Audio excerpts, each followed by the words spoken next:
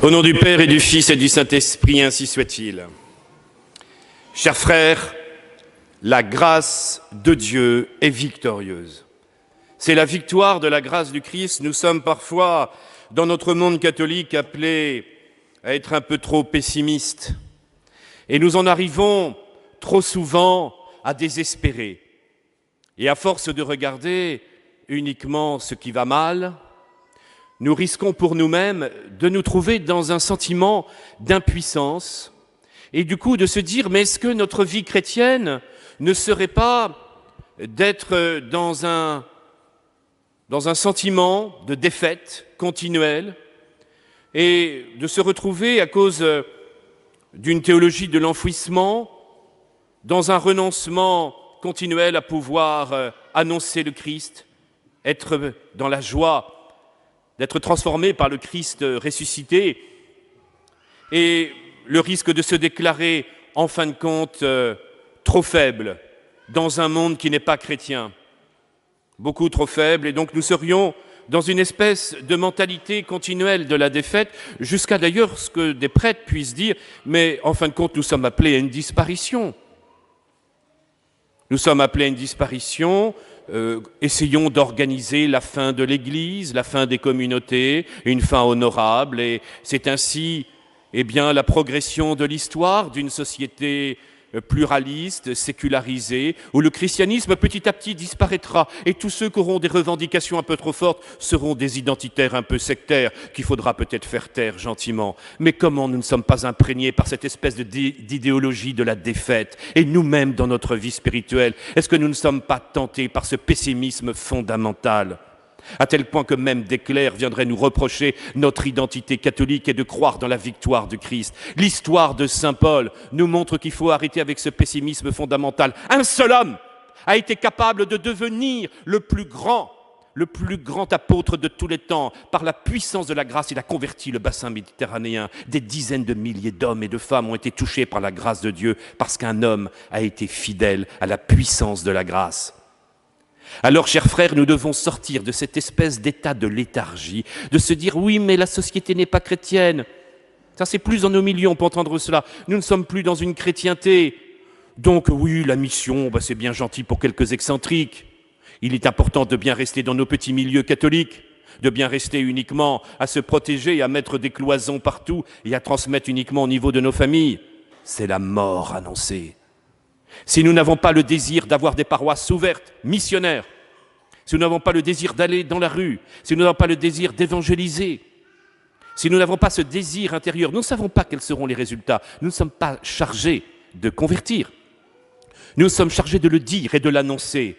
Et c'est tout un mouvement spirituel qui croit dans la puissance de la grâce, mais aussi dans la puissance de la grâce en nous-mêmes contre le péché, de croire que le Seigneur peut transformer la vie de son Église en quelque temps, de croire que le Seigneur peut véritablement encore nous donner des saints, que le Seigneur peut nous donner quantité de vocations. Si on est dans une mentalité en se disant « oh lolo, nous sommes arrivés uniquement à 90 prêtres par an, face à des centaines qui meurent chaque année.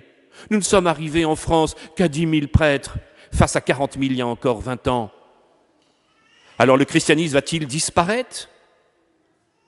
Puisque l'islam, lui, progresse de jour en jour et la laïcité libérale progresse de jour en jour, serons-nous dans une mentalité de défaite ou aurons-nous à cœur de relever ce défi pour que nous ayons une véritable conversion, comme souvent ça a été dans le cas de l'histoire de l'Église ? Chers frères, la puissance de la grâce est donc là, elle est toute puissante. Et c'est justement parce que nous sommes dans la faiblesse. Ma grâce te suffit. Ma grâce se déploie dans ta faiblesse. Ce qui s'est passé dans le cœur d'un homme peut se passer dans la vie de l'Église et pour chacun d'entre nous. Car cette puissance de la grâce qui s'est manifestée chez cet homme, qui était-il ? Un juif, pharisien, instruit, légaliste, pieux, mais passionné. Un homme passionné qui prenait, Saul de Tarse, qui prenait l'avenir du christianisme comme l'anéantissement de son judaïsme.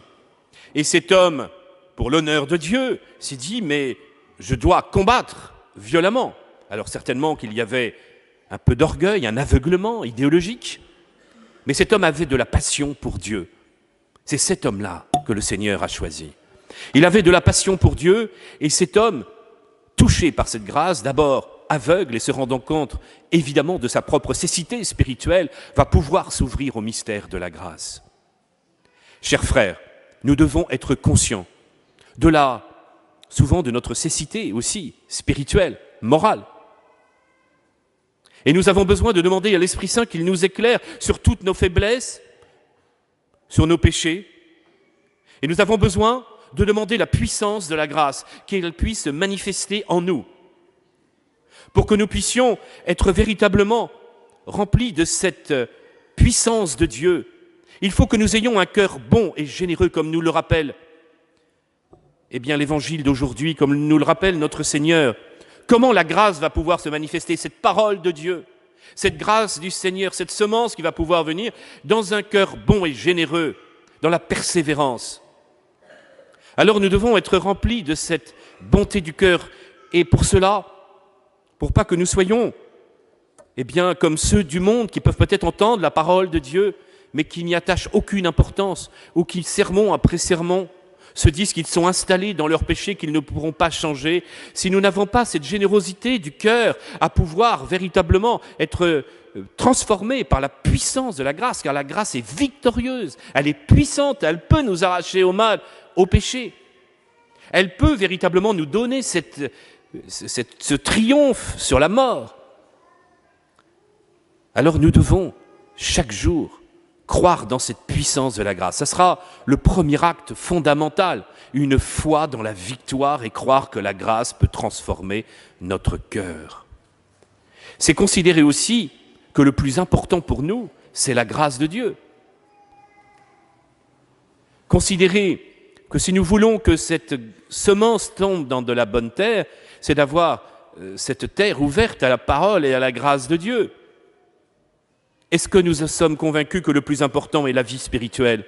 Est-ce que c'est véritablement une primauté de la charité, de la grâce de Dieu? Est-ce que notre premier souci en nous levant le matin, c'est le salut des âmes, le salut de tous ceux que nous aimons? Est-ce que nous avons ce souci-là tout au long de la journée, le salut des enfants? Est-ce que nous avons véritablement ce désir que la grâce de Dieu puisse toucher les cœurs? Est-ce que nous sommes capables de sortir de nos haines, de nos difficultés familiales, pour comprendre que le plus important, c'est la puissance de la grâce qui doit se manifester? Alors, chers frères, évidemment, nous sommes dans une société qui va à l'inverse de cette primauté du spirituel. Et c'est un combat intérieur que nous devons mener, et que vous êtes aussi obligés de mener dans l'éducation des enfants, pour ne pas être à l'écoute des sirènes de ce monde. Non, le plus important, ce n'est pas qu'il réussisse bien son école de commerce. Le plus important, ce n'est pas qu'il ait un bon rallye et qu'il soit bien accepté dans son rallye. Le plus important, ce n'est pas qu'il ait telle ou telle reconnaissance sociale. Ce n'est pas cela. Le plus important, c'est son état de grâce. Et si on ne vise pas en priorité la charité et l'état de grâce pour les enfants, si on ne pense qu'à sa place sociale, alors nous aurons un retour de bâton violent. Chers amis, la transmission de la foi dans la famille doit être une priorité, mais cette transmission de la foi se fera de manière vécue en acceptant la puissance de la grâce de Dieu qui va transformer votre cœur. Donc, c'est une vraie conversion. Si on prend la défense de l'enfant dans tous les domaines, si l'enfant est déjà roi, s'il est déjà roi à l'école, à l'église, dans le scoutisme, dans tout, si l'enfant peut déjà tout décider, faire tout ce qu'il veut, que les parents sont déjà en extase, sans lui dire « bon, alors maintenant ça suffit », et de lui dire que la priorité, mais le faire évidemment dans un véritable amour paternel et maternel, que la priorité c'est véritablement la grâce de Dieu, et lui montrer que l'essentiel, en lui donnant l'exemple, que véritablement cette priorité, c'est de vivre de cette charité, que nous sommes des voyageurs sur terre, l'enfant ne pourra pas, évidemment, être cette bonne terre qui pourra recevoir la grâce de Dieu, parce qu'il sera déjà à l'écoute des sirènes de ce monde.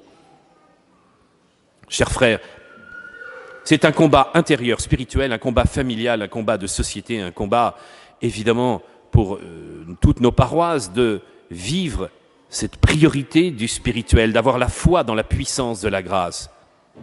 Et plus concrètement, pour vivre, pour être cette bonne terre, et pour connaître la victoire de la grâce comme l'a connu saint Paul, eh bien, c'est la fidélité, évidemment dans la persévérance, fidélité au sacrement et fidélité à la parole de Dieu. Vous voulez que nous sortions de notre léthargie, de notre tiédeur spirituelle? Ne soyons pas dans une auto-observation de nos sentiments continuels, de ce que nous pouvons vivre au quotidien. Aujourd'hui, il n'y a que nos sentiments qui comptent, que l'expérience que nous avons chaque jour. Nous oublions que nous sommes d'abord dans un rapport de foi, d'espérance et de charité. Parlez, Seigneur, votre serviteur vous écoute. Seigneur, donnez-moi la force et donnez-moi votre présence pour que je sois fidèle à vos commandements chaque jour. C'est à travers, évidemment, cette fidélité à la grâce que nous pourrons grandir dans cette paix de Dieu, être fidèles à notre baptême. C'est évidemment prier chaque jour, être dans une contemplation de cette grâce de Dieu, de cette Trinité qui est vie en nous. C'est être capable de prendre du temps pour vivre cette grâce. Et puis, c'est évidemment aller au trésor de la grâce pour sortir de notre léthargie spirituelle, recevoir cette semence de Dieu. Eh bien, c'est évidemment recevoir l'Eucharistie, l'auteur de la grâce. Où en sommes-nous dans nos messes quotidiennes? Je ne parle pas du dimanche. Mais où en sommes-nous dans nos adorations eucharistiques? Nous avons besoin de sortir de la tiédeur en ayant un cœur de feu, en étant capable d'adorer le Seigneur. Et puis, c'est recevoir la parole de Dieu. Car c'était bien ça la parabole d'aujourd'hui, il s'agit bien de la parole. Où en sommes-nous dans notre connaissance de la parole? Est-ce que c'est une parole qui est là juste pour nous instruire? C'est très intéressant. C'est un aspect. Est-ce que cette parole nous paraît quelque chose de déconnecté de notre vie au quotidien? Ou est-ce que cette parole de Dieu, c'est véritablement le Verbe qui se révèle? Chers frères, nous pourrions prendre la résolution pour le carême qui va arriver dans quelques jours, déjà dans ce temps de la sexagésime, quinquagésime, où nous nous préparons, prendre la résolution de lire une page de l'Écriture chaque jour. Parce qu'à travers la lecture de l'Écriture, eh bien, vous aurez la révélation de cette parole de Dieu. Le Seigneur, eh bien, grandira en vous, en nous. Il nous transforme petit à petit. L'Écriture ne doit pas être uniquement objet de curiosité ou d'intérêt, ou être uniquement la prière liturgique du dimanche. La lecture de l'Écriture, c'est le Verbe qui se révèle à chacun d'entre nous. Cet encouragement dans notre vie spirituelle pour vivre de l'Écriture n'est pas uniquement le fruit de ces dernières années. C'est le pape Léon XIII qui nous invite. Le pape Saint Pie X, Pie XI, Pie XII, tous les papes, Jean-Paul II, le Concile Vatican II, évidemment, Jean-Paul II, Benoît XVI, le pape François, tous nous invitent à être transformés. C'est telle unanimité des papes pour nous montrer que c'est dans la lecture de l'Écriture que nous trouverons aussi la présence du Christ. Eh bien ça, c'est quelque chose qui n'est pas rentré dans notre culture. C'est quelque chose qui n'est pas rentré dans notre vie spirituelle. Ça reste quelque chose d'à côté. Or, la parole de Dieu, c'est le Verbe. C'est véritablement une parole qui n'a rien à voir, non pas comme le disait un jour un évêque hérétique, c'est une parole comme les autres. Oui, la parole de Dieu, la Bible est un livre religieux comme d'autres. Non, apostasie. La parole de Dieu et la Bible, c'est véritablement le Verbe qui se révèle pour le monde. C'est une lumière qui va transformer notre vie.